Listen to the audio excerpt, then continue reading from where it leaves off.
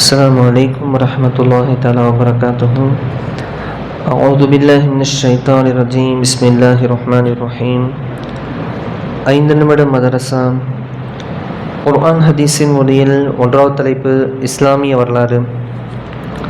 பெருமானார் ஸல்லல்லாஹு அலைஹி வஸல்லம் அவர்கள் உலகத்தை விட்டு பிரிந்ததை பற்றி பார்த்தோம். கடைசியில் இன்று நபிகளாரின் மறைவால் சஹாபாக்களின் நிலை எப்படி இருந்தது என்ற தலைப்பை பார்க்கலாம். அன்னலாரின் மரண செய்தி மதினா முழுவதும் நொடி பொழுவதில் பரவியது. சஹாபாக்களுக்கு இடி விழுந்தது போல் திடுக்குற்று சஹாபாக்கள் இனி அன்னலாரின் திருமுகத்தை காண முடியாதே என கலங்கினார்கள். பெரும்பெரும் சஹாபாக்கள் செய்வதறியாது மயக்கமுற்று விட்டார்கள்.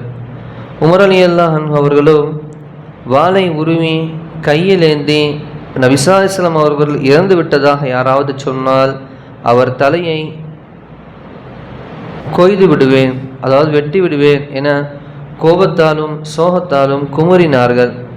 ஆனால் சோகமும் குமரலும் நிறைந்த இச்சூழலில் அபூபக்கர் ரலியல்லாஹு அவர்கள் மிக நிதானமாகவும் அறிவுபூர்வமாகவும் கூட்டத்தின் நடுவே மிக சுருக்கமாக ஒரு உரையாற்றினார்கள்.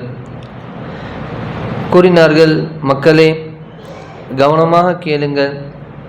யார் முஹம்மது ஸல்லல்லாஹு அலைஹி வஸல்லம் அவர்களை வணங்கி கொண்டிருந்தீர்களோ அந்த முஹம்மது ஸல்லல்லாஹு அலைஹி வஸல்லம் அவர்கள் இறந்து விட்டார்கள் என அறிந்து கொள்ளுங்கள். மேலும் யார் அல்லாஹ்வை வணங்கி கொண்டிருந்தீர்களோ அந்த அல்லாஹ் நித்தியவன், அவனுக்கு ஒருபோதும் மரணம் இல்லை என்று கூறிய பின் சூரா ஆல இம்ரானின் ஒமா முஹம்மதுன் இல்லா ரசூலுன் கத் ஹலத் மின் கப்லிஹிர் ருசூல் என்ற வசனத்தை ஓதினார்கள். இவ்வசனத்தை செவியுற்ற உமர் ரலியல்லாஹு அன்ஹு அவர்கள் இந்த வசனம் அப்பொழுதுதான் அருளப்படுகிறதோ என்ற உணர்வு ஏற்பட்டதாக கூறினார்கள். அதன் பிறகு சஹாபாக்களிடையே அதிர்ச்சி அகன்று சுயநினைவுக்கு வந்தார்கள். அதாவது ஒமா முஹம்மது இல்லா ரசூல் கத் ஹலத் மின் கப்லிஹிர் ருசூல், அதாவது நபி ஸல்லல்லாஹு அலைஹி வஸல்லம் அவர்களும் தூதரை தவிர வேறு ஒன்றும் இல்லை. நபியாக இருந்தாலும் அவர்கள் தூதுவரை தவிர உங்களை போகிற ஒரு மனிதர் தானே அப்படிங்கிற ஒரு வசனத்தை அல்லாஹ் முன்பாக நபி ஸல்லல்லாஹு அலைஹி வஸல்லம் இருக்கும்போதே இறக்கியிருப்பாங்க. அந்த ஆயத்தை அபூபக்கர் மீண்டும் சஹாபாக்களுக்கு மத்தியில் நிலைவூட்டும் போது அப்போ மனிதர்களுக்கு மரணம் உண்டு தானே அப்படின்னு சஹாபாக்கள் அந்த சூழ்நிலையை உள்வாங்கிக்கிறாங்க. அதாவது அல்லாஹ் எப்படி என்ன சொல்கிறாங்கன்னா, முன்னாடி இறக்கப்பட்ட தூதுவர்களை போல தான் இவங்களும் ஒரு தூதுவர்கள் தான். முன்னாடி வந்த தூதுவருக்கு எப்படி மரணம் வந்ததோ அவங்களும் அதுபோல் இவங்களும் மரணிக்கக்கூடியவர்கள் தான் என்பதையும். ஏன்னா எத்தனையோ சமூகம் இன்னைக்கு இறக்கப்பட்ட தூதுவரில் தான் சிலைகளாக ஆக்கி அவங்கள வணங்கிட்டு இருக்காங்க. எனவே தான் அவங்க சிலை வணங்கியாக போயிட்டாங்க. அந்த நல்லடியார்களை பார்க்கணும் அப்படிங்கிறனால சிலை வடிவத்தில் அப்படியே ஒரு படைச்சி வச்சு அப்படியே வணங்குறது தான். இரண்டாவது தலைப்பு அல்லாஹ்வின் ஆற்றல். நரியின் தந்திரம்.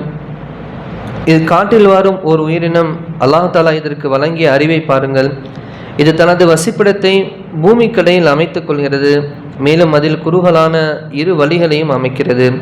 அத்துடன் அபாய காலத்தின் போது தன்னை காத்து கொள்வதற்காக பூமிக்கு அடியில் மேலும் ஒரு துளையை ஏற்படுத்தி கொள்கிறது. ஒரு வழியில் தன்னை யாராவது பிடிக்கும் என்றால் இன்னொரு வழியில் ஓடிவிடும். இரண்டு வழிகளும் ஆபத்து ஏற்படும் போது உள்ளே இருக்கும் மற்றொரு குழிக்குள் புகுந்து தப்பித்து கொள்ளும். இந்த புத்தி கூர்மையை இதற்கு அளித்தவன் யார்? அல்லாஹ் தானே. மூன்றாவது தலைப்பு ஒரு ஃபர்லை பற்றி. பள்ளிவாசலில் நுழைய சுத்தம் அவசியம். மாதவிடாய் ஏற்பட்ட நிலையிலும் பெண்களும் குளிப்பு கடமையான ஆண்களும் பள்ளிவாசலில் நுழைய அனுமதி இல்லை என்பதான் நபி ஸல்லல்லாஹு அலைஹி வஸல்லம் அவர்கள் கூறினார்கள். விளக்கம்: பள்ளிவாசலில் நுழைவதற்கு சுத்தமாக இருத்தல் அவசியமான விஷயமாகும். நான்காவது தலைப்பு ஒரு சுன்னத்தை பற்றி. முன் பக்கத்தில் இருந்து சாப்பிடுதல். உமர் இப்னு அபு சலமா ரலியல்லாஹு அன்ஹு அவர்கள் கூறினார்கள், நான் ஒரு நாள் நபி ஸல்லல்லாஹு அலைஹி வஸல்லம் அவருடன் சாப்பிடும்போது உணவு தட்டின் நாலாபுறத்திலிருந்தும் உணவை எடுத்து உண்ணலானேன். அது கண்ட நபி அவர்கள், உமக்கு முன்னால் இருக்கும் பகுதியிலிருந்து எடுத்து உண்ணும் என அறிவுரை பகர்ந்தார்கள். விளக்கம்: ஒரே தட்டில் பல பேர் சாப்பிட நேர்ந்தால் ஒவ்வொருவரும் தனக்கு முன்னிருந்து சாப்பிடுவோம். இதுவே சுன்னத்தான முறையாகும். ஐந்தாவது தலைப்பு ஒரு முக்கிய அமலின் சிறப்பு. குர்ஆனின் ஓதுதல். புனித குர்ஆனை ஓதுங்கள். அது மறுமையில் தன்னை ஓதியவருக்காக பரிந்துரை செய்கிறதென நபி ஸல்லல்லாஹு அலைஹி வஸல்லம் அவர்கள் கூறியதாக நபி ஸல்லல்லாஹு அலைஹி வஸல்லம் தோழர் அபூ உமாமா ரலியல்லாஹு அவர்கள் அறிவிக்கின்றார்கள். முஸ்லீம் ஹதீஸ்ல பதிவு செய்யப்படுகிறது. 6வது தலைப்பு ஒரு பாவத்தை பற்றி. பிராணிகளை கொல்லுதல். அவசியமின்றி ஒரு குருவியை கொன்றிருந்தாலும் மறுமையில் அந்த குருவி இறைவன் முன் வந்து, யா அல்லாஹ், இந்த மனிதர் என்னை அவசியம் ஏதுமின்றி கொன்றார் என முறையிடும் என்பதாக நபி ஸல்லல்லாஹு அலைஹி வஸல்லம் அவர்கள் நவின்றார்கள். இது நசையில் வரக்கூடிய ஹதீஸ். 7வது தலைப்பு உலகத்தை பற்றி. உலகம் நம்ப தகுந்தது அல்ல. இந்த உலகத்தின் உதாரணமாவது ஒரு துணியை அதன் ஒரு நுனியிலிருந்து வெட்டி வந்து அப்பகுதியில் ஒரே ஒரு நூல் மட்டும் இருக்கும் அளவு வெட்டாமல் விட்டுவிட்டு அந்நூலை எதிலாவது கட்டி தொங்கவிட்டால் அந்த துணி எப்போதும் அருந்து விழலாம். அதுபோன்றுதான் இவ்வுலகம் எப்போதும் கைவிட்டு போகலாம் என்று அண்ணல் நபி ஸல்லல்லாஹு அலைஹி வஸல்லம் அவர்கள் கூறினார்கள். இதுக்கு மேலே உலகத்தை நம்ம புரிஞ்சுக்கிறவுடைய தேவை இருக்காதுன்னு நினைக்கிறேன்.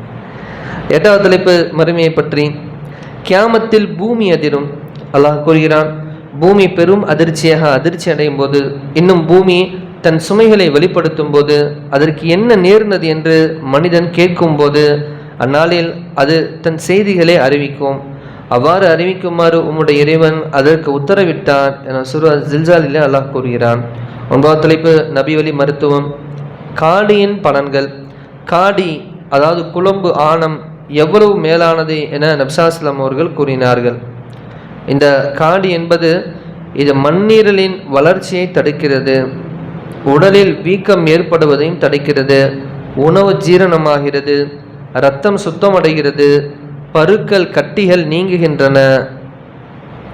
10வது தலைப்பு குர்ஆனின் அறிவுரை. அல்லாஹ் கூறுகிறான், இறை விசுவாசிகளே, நீங்கள் செய்யாததை ஏன் சொல்கிறீர்கள்?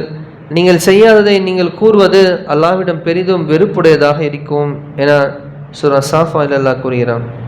அதை செய்யாத சொல்கிறது என்னென்னு கேட்டால், நம்மள்ட்ட அமல் இருக்காது, ஆனால் அமல் செய்யுங்கன்னு சொல்கிறது.